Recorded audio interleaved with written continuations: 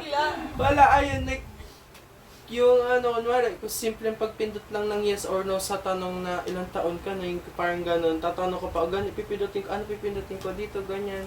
Kasi parang takot ako magkamali sa, parang sa decision ko, ayun. Tapos, gusto ko din mag-independent in the near future. Ay, parang hindi nga in the near future, parang ngayon, parang gusto ko na mag-independent, kaso iniisip ko talaga na hindi ko siya kaya.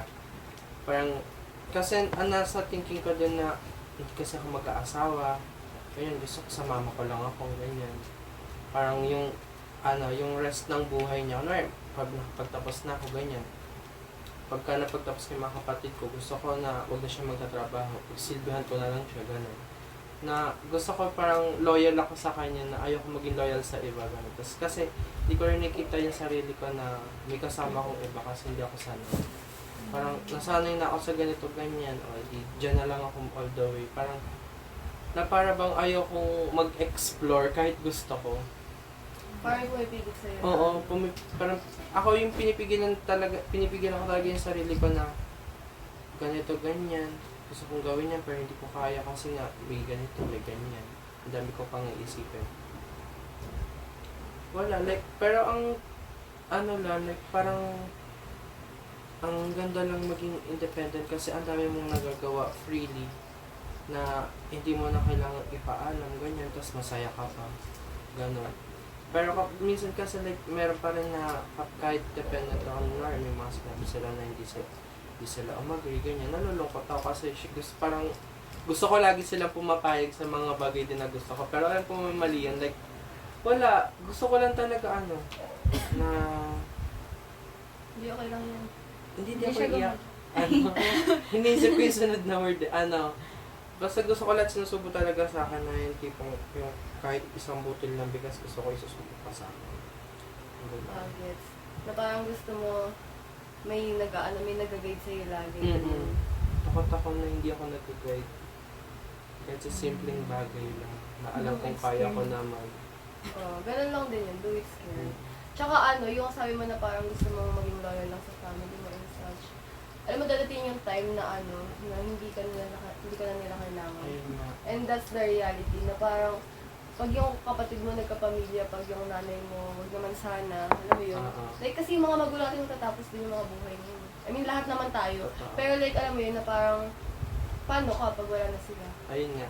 Dapat meron kang, alam mo yun, parang ako gusto ko, like ako guys, ang wish ko talaga sa lahat ng kaibigan ko, magkaroon sila ng foundation sa sarili nila na parang hindi nila kailangan ng ibang tao para maging masaya. Alam mo yun, na parang ang saya kasi talaga na independent ka. Though, meron siyang alam mo yun, na parang syempre, minsan kailangan mo din ng comfort ng ibang tao. Which is ako, sobrang independent ako, pero guys, grabe ako mag-rely at dumepend sa mga kaibigan ko. Like, kung mukha akong independent, pero di ba grabe ako sa inyo, like, the reason bakit pala post ako sa IG ko, kasi, alam mo yun, na parang, wala naman akong jowa so wala ko ina-update, so parang, sa inyo ko na yung, alam mo yun, sa mga friends ko na yung comfort na, ay, pwede ko i-share to, ganun, yung mga ganun, na dependent ka, at the same time, sa sarili mo, independent ka, na kaya mong, alam mo yun, na parang, ayun, sana talaga, matayin niyo yung mga bagay na hindi nyo pa nasusubukan. Yes. Especially ngayon, na parang, totoo yun na ngayon na, alam niyo ba, ang dami ko nakikita ngayon sa social media na parang, anong advice mo sa mga your 20 years old self, sa mga in their 20s. Tapos most of them sinasabi nila na, this is the right time para magka-marriage and such. Tapos parang na-realize ko na, oo nga, kasi he'll never be this young again Kapag tumanda ka, although yun nga, wala ka namang timeline wala ka namang deadline na dapat ganito, nagawa ko na to, dapat ganito, natry ko na to. Wala namang ganun, pero like, habang bata ka, mas okay na magkamali ka at matuto ka. Kasi like, ako talaga hindi ako takot magkamali na may gagawin ako isang bagay pag natapos yun tapos hindi maganda, di yun. Nangyayari na yun, natutuwa ko. Alam ko na yung gagawin ko next. Kasi nagkamali na ako. Parang, alam mo yun, na parang, halimbawa, kakain kayo, mag-isa kayo sa McDo, sa Jollibee, or what. Tinry nyo umorder, tapos parang napahiya kayo kasi hindi nyo alam kung anong gagawin and such. Pero, tapos na yun. Next time, alam mo na yung gagawin mo, di ba? Ganun, wala lang. Parang, There's always a first time for everything. And you will always be a beginner. Alam niyo, Ganyan parang yun na-feel ganyan ko din na, ako no? kay katulad sa'yo dati. Na parang sobrang ko din, sobrang scared ko na gawin yung mga bagay mag-isa. Like, kunyari, ayun ngayon, paglabas-labas. Tapos parang nare-realize ko na parang, ayun ngayon, parang tumatanda ka na, gano'n na parang kailangan meron kang alam sa mga bagay kung paano bumiyahe, kung paano umorder ng ganto, ganyan. Oo. Kasi hindi ka naman palaging may kasama, di ba?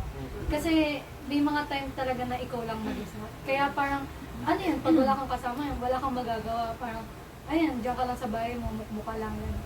Tapos parang, ayun, nare-realize ko na parang, kailangan ko mag-step up, gano'n na parang, need ko lumabas, ganyan. Kaya parang, nung parang tinatry ko ng magbiyahe-biyahe, kung saan-saan, pumupunta ako, kahit mag-isa ako, gano'n.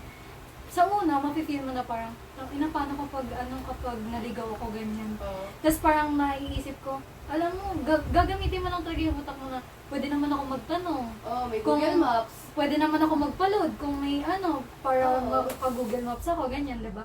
Na parang may mga alternative na yung mga ino-overthink mo na pwedeng masolusyonan mo. Tapos Oo. parang, ayan, yun sa mga decision din, like, kunyari, ayan, yung pagsali sa sa pageant. Parang, ayun kasi, wala yun sa bingo card ko talaga for, last year, na parang, hindi ko naiisip yung sarili ko na, ayun, gagawin ko yun.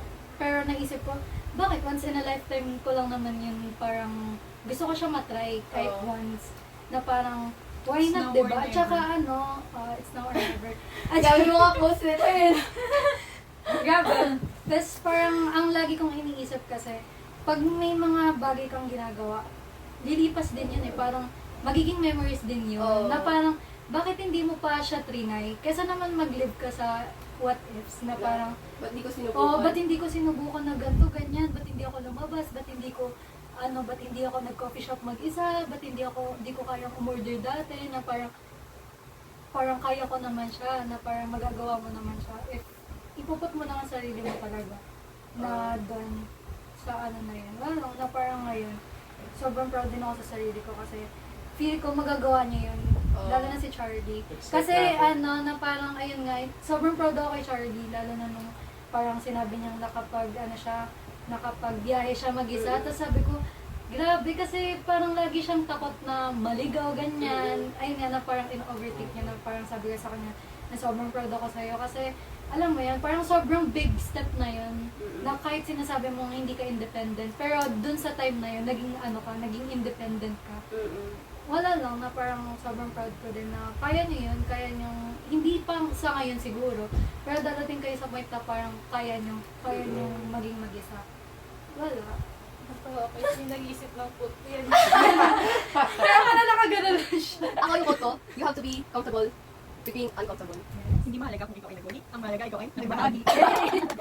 Pero ayun, totoo yun. Tsaka, isipin niyo lagi na ginagawa niyo yung bagay para sa sarili. Small progress is a progress. Shit! So, ayun guys. Uy, hindi pa ako Ay, wala ko wala. Sorry na. Ganun kasi yung ikot eh. Bigla kasi sumagot kanina. Ay, na nako. ano yung Ay, nako. Ano na kasi. Ako guys, ako.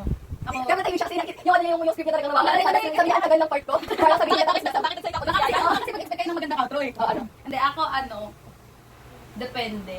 Depende siya sa sitwasyon sa akin. Kasi, parang kaya ko maging independent, pero at the same time, dependent pa rin ako. Lalo na sa friends, katulad ng sinabi mo kanina. Kasi sa family, hindi naman ako dependent sa kanila. Actually, parang mas gusto ko pa nga na ako lang mag-isa. Kapag kasi hindi naman kami yung very yun naman kami. Affectionate Oo. na. Like parang, bahala ako sa buhay mo, ganito, ganyan. So, hindi ko siya talaga yung dependency ko, hindi ko talaga masasabi na sa family. Pero sa friends, ganon. Like sa Oshike, parang pag may gusto kong gawin sa buhay ko, gusto ko, Inaya. ayain ko kaya Oshike, ganito, ganyan. Kasi parang gusto kong kasama ko sila, ganito, ganyan. Sabi ko nga kay Jane noong nakaraan, babe, kaya, parang alas-alas kaya tayo, ganito, ganyan. Tapos sabi niya, like, magyaya lang daw, ganito, ganyan. Alam mo yun, parang, meron kasing part sa akin na gusto ko talaga, like, may kasama ako. Lalo na parang nakikita ko yung sarili ko na parang very extrovert, like, gusto ko ginagawa ko yung mga bagay na may kasama ako. Kasi parang, I found happiness sa sa parang Pag- presence ng Oo. Like, pero at the same time, kung like sarili ko lang talaga, feeling ko naman independent ako. Kasi di ba nung mga nakaraan, parang, nag-ano ako mag-isa, di ba? Ano yun? People's Park. Di ba? Nag-People's Park ako mag-isa dati. Like, tapos parang, nung ginagawa ko yun, nare-realize ko na, shit, ang sarap pala. Na parang ikaw lang mag-isa, yung ganito, ganyan. Like, nagkakaroon ka ng peace of mind kahit wala kang ginagawa. Parang, alam mo ba ginagawa ko lang doon? Nakahiga lang ako. Tapos nakatingin lang ako sa puno. Tapos parang nakakahanap ako ng inspiration kasi 'di ba gumagawa ako ng mga tula.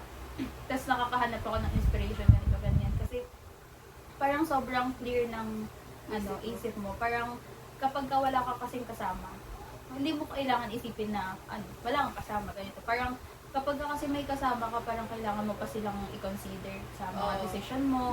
Kunwari, may kasama ka, ay, saan tayo kakain, ganito, ganyan, baka hindi mo gusto.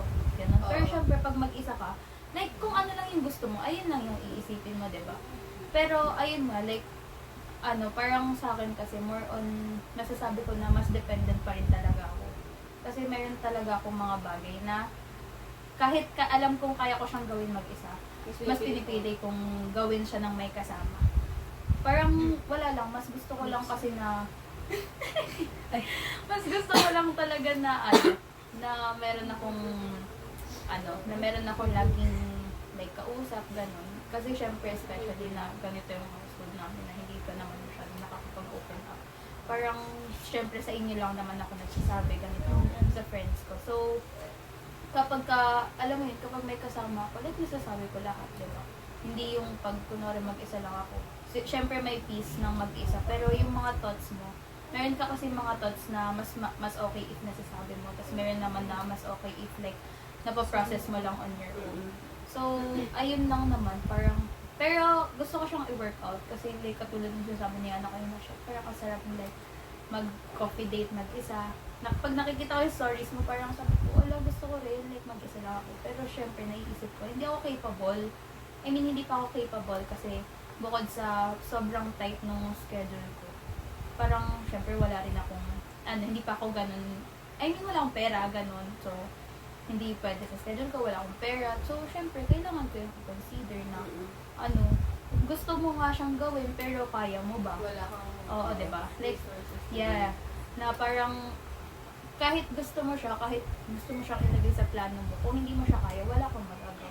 So, para sa akin, mag-focus ka muna sa kung ano yung kaya mong gawin ngayon, which is yung parang tambay ako, ganito, ganyan. At least, ayun, parang masaya pa rin ako kasi may kasama ako, di ba? Ayun na. Don't think too much if it's beyond your control. Pero totoo na parang na siguro na-realize ko sa anak niya na lahat siguro tayo, lahat naman ng tao dependent. Pero yung independence siguro lumalabas siya pag kailangan mo siya. Like, hindi ko na kailangan ng ibang tao. Kasi diba, no man is an island. Panis! Everything happens for a reason, Pero ayun, feeling ko lumalabas yung pagiging independent natin pag feeling ko kasi independence is siya, survival siya. Kasi na parang alam mo yun, lahat naman tayo kailangan natin ng tulong ng iba, kailangan natin ng presensya ng ibang tao. Pero siguro yung pagiging independent, choice din siya na magkaroon ka ng sarili mong desisyon, magkaroon ka ng sarili mong isip, magkaroon ka ng sarili mong everything. Like, hindi lang sa pag-alis or such, like, sa decision mo sa buhay. Hindi mo kailangan ng ibang tao, gagawin ko ba to? Kasi may sarili kang na gagawin ko to. Hindi dahil, gagawin ko ba to? What do Diba? you call it? Socialization. Pero ayun guys, tapos yun. Ay, sorry. Ayun guys. Bye! Thank you so much. Thank you for watching. Wait lang, before namin i-end to, like sobrang sayo. Kasi parang ito yung unang matinong vlog ng hindi mo siya vlog talaga, pero parang kwentuhan na. Mini vlog. Gawin natin natin podcast yung YouTube natin. Kasi yung mga video na ina-edit ko like parang sobrang random din lang. Pero actually, nakakatawa pa rin siya kasi alam mo yun, inisip ko talaga lagi guys, pag nag-edit ako ng ang cute nito. Like ngayon mukha siyang tanga, pero pag pinanood natin siya in the future, like, tingnan mo ganito pala yung ginawa natin ng ganito, ganyan. Like, at saka malay mo, pagdating ng panahon, pinanood namin to, iba na yung perspective. Yeah. Sino talaga yung nawala sa amin nun? Ikaw, ito. 9:14 na 14. O, diba? Ang ganda pang thumbnail. Wait, smile kayo pang thumbnail. Ayun guys, may pasok kasi ako ng 9 PM to 6:20 na. So ngayon, bilis na namin mag-1 kaya bye-bye. Bye guys! Oh.